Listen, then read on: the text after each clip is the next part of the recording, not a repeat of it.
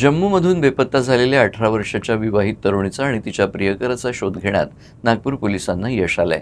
जम्मू पोलिसांच्या सहकार्यानं करण्यात आलेल्या संयुक्त कारवाईत दोघांना ताब्यात घेण्यात आलं। गेल्या काही दिवसांपासून ते नागपुरातील विविध हॉटेल्स आणि ओळखीच्या व्यक्तींच्या घरी ठिकाणं बदलत राहत असल्याचं तपासात समोर आलंय।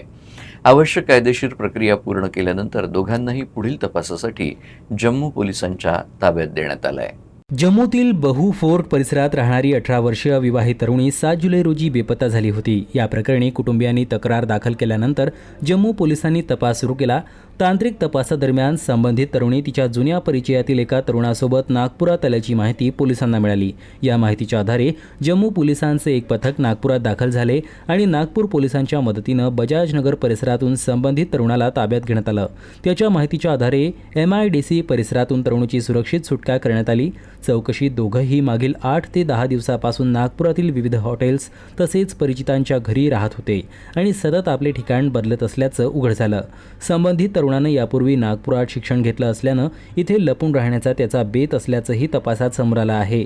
संयुक्त कारवाईनंतर आवश्यक कायदेशीर प्रक्रिया पूर्ण करण्यात आली असून दोघांनाही पुढील तपासासाठी जम्मू पोलिसांच्या ताब्यात देण्यात आलं आहे। त्याच्यामध्ये जे इथं मित्र खूप होते आणि तो एक बास्केटबॉलचा प्लेअर पण होता। तर त्याच्यामुळे आम्ही त्याच्या मित्रांचा शोध घेतला आणि मित्रांचा शोध घेऊन शेवटी जे आहे संध्याकाळी त्या मुलीला जे आहे आम्ही इमामवाडा हद्दीतून शोधून काढलं आणि जम्मू पोलिसांच्या ताब्यात दिलं।